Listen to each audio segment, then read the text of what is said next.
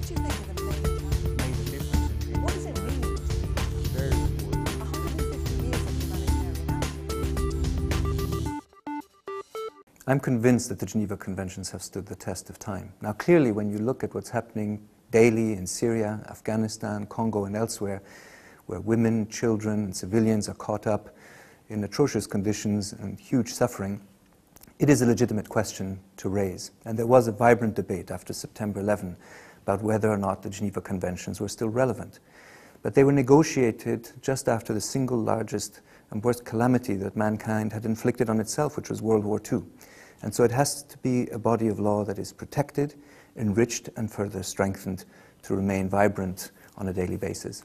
Do you think the world is becoming more or less tolerant of violations of international humanitarian law? My sense is that people react much more quickly today when there are levels of abuse and patterns of violations that are simply unacceptable. We can think of what happened after Abu Ghraib. We can think about what's happening currently in Syria. May not change the situation, but I think people are highly sensitive to these types of situations and these types of violations.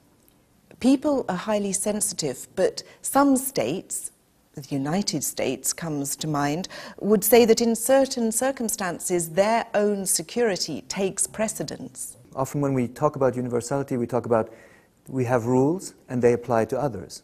But the test is whether we apply them to ourselves when our own security is at risk.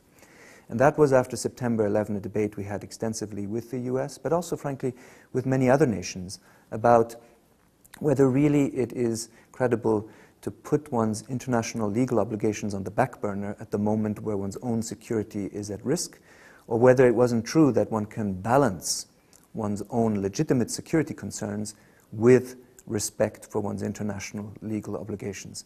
And this is a debate that will continue. The changing nature of warfare, most conflicts are now within states rather than between states, many fragmented groups. How do you actually reach all of those fragmented groups and make sure that they do respect these rules of war? Fragmentation of armed groups means concretely that when ICRC or other organizations are dealing with humanitarian consequences, say in Congo, we deal with 45 different factions. The names change regularly, the affiliations, the motivations and the reasons for them to be fighting change and vary. To be able to reach them and sit down, as the ICRC does, in dialogue with all parties, to try and influence a change of behavior is a painstaking, sometimes dangerous, and highly challenging effort. But it needs to be supported by the wider international community. These non-state armed groups, they're not signatory to the IHL treaties.